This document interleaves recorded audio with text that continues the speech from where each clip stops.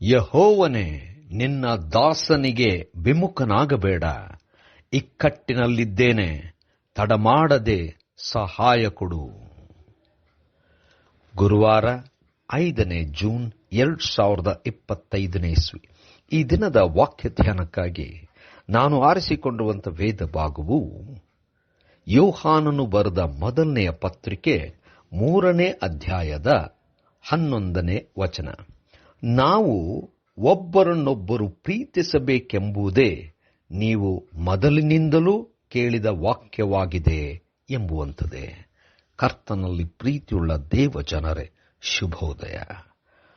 ದೇವರು ನಾವು ಪ್ರೀತಿಸಬೇಕು, ಒಬ್ಬರನ್ನೊಬ್ಬರು ಪ್ರೀತಿಸಬೇಕೆಂಬುದಾಗಿ ತನ್ನ ಪ್ರೀತಿಯನ್ನು ನಮ್ಮ ಮೇಲೆ ಸುರಿದಿದ್ದಾನೆ. ಇದು ಮೊದಲಿನಿಂದಲೂ ಇದ್ದಂಥ ಮಾತು. ದೇವರ ನಾಮಕ್ಕೆ ಸ್ತೋತ್ರ ಉಂಟಾಗಲಿ. ಕರ್ತನಲ್ಲಿ ಪ್ರಿಯರೇ, ಈ ವಾಕ್ಯ ಧ್ಯಾನ ಮಾಡೋಣ.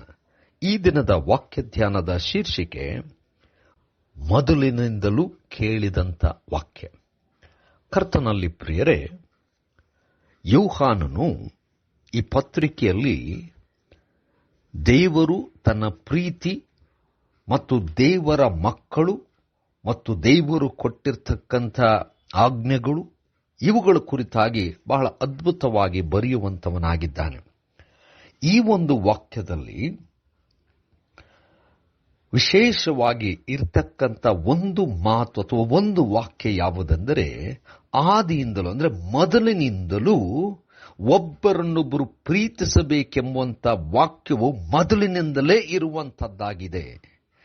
ಅಂದರೆ ಸೃಷ್ಟಿಯಲ್ಲಿಯೇ ಆ ಸಮಯದಿಂದಲೇ ಒಬ್ಬರನ್ನೊಬ್ಬರು ಪ್ರೀತಿಸಬೇಕೆಂಬುದಾಗಿ ದೇವರು ಲೋಕಕ್ಕೆ ಜನರಿಗೆ ಹೇಳುತ್ತಿದ್ದಾನೆ. ಕಾಯಿನನಿಗೂ ದೇವರು ಎಚ್ಚರಿಕೆಯ ಮಾತು ಹೇಳಿದನು.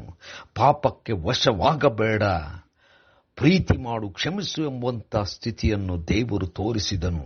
ಅವನಿಗಿದ್ದಂಥ ಕೋಪ ಅದು ಹಗೆತನ ಮಾಡುವಂಥದ್ದಾಗಿತ್ತು. ಆದರೆ ದೇವರು ಪಾಪಕ್ಕೆ ವಶವಾಗಬೇಡ ಎಂಬುದಾಗಿ ಅವನಿಗೆ ಎಚ್ಚರಿಕೆಯನ್ನು ನೀಡಿದನು. ಕರ್ತನಲ್ಲಿ ಪ್ರೇರೆ, ಹಗೆತನದಿಂದ ಯಾವ ರೀತಿಯಲ್ಲೂ ಏನನ್ನೂ ಕೂಡ ಸಾಧನೆ ಮಾಡಲಿಕ್ಕೆ ಸಾಧ್ಯವಿಲ್ಲ.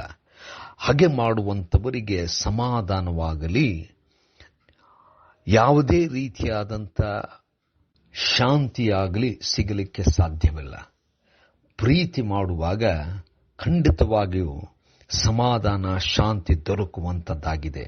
ನಾವು ಕರೆಯಲ್ಪಟ್ಟಿದ್ದೇವೆ ಪ್ರೀತಿಸಲಿಕ್ಕೆ, ಒಬ್ಬರನ್ನೊಬ್ಬರು ಪ್ರೀತಿಸಲಿಕ್ಕೆ ಕರೆಯಲ್ಪಟ್ಟಿದ್ದೇವೆ. ಈ ವಾಕ್ಯವು ಆದಿಯಿಂದ ಅಂದರೆ ಮೊದಲಿನಿಂದಲೂ ಇರುವಂಥದ್ದಾಗಿದೆ. ಇಡೀ ದೇವರ ವಾಕ್ಯ ತುಂಬ ದೇವರ ಪ್ರೀತಿಯನ್ನು ನಾವು ಅರಿತುಕೊಳ್ಳುವರಾಗಬೇಕು. ಅದರಲ್ಲೂ ವಿಶೇಷವಾಗಿ ಕ್ರೂಜೆಯಲ್ಲಿ ದೇವರು ತನ್ನ ಮಗನನ್ನೇ ಸಮರ್ಪಿಸಿ ತನ್ನ ಅಪಾರವಾದಂಥ, ನಿಷ್ಕಲಂಕವಾದಂಥ, ನಿರಂತರವಾದಂಥ ಪ್ರೀತಿಯನ್ನು ತೋರಿಸಿ ನಾವೊಬ್ಬರನ್ನೊಬ್ಬರು ಪ್ರೀತಿಸಬೇಕೆಂಬಂಥದ್ದನ್ನು ತೋರಿಸಿದ್ದಾನೆ. ಹಾಗೆಯನ್ನು ಬಿಟ್ಟು ಪ್ರೀತಿ ಮಾಡೋಣ. ಕರ್ತನೇ, ದಯಮಯ ಸ್ವಾಮಿ, ಕೃಪೆಯಿಂದ ತುಂಬಿಸಿ ಪ್ರೀತಿ ಮಾಡಲಿಕ್ಕೆ ಬಲವನ್ನು ಕೊಡಿ. ಯೇಸುವಿನ ನಾಮದಲ್ಲಿ ಪ್ರಾರ್ಥನೆ ಬೇಡಿದೆವು ತಂದೆಯೇ, ಆಮೆನ್.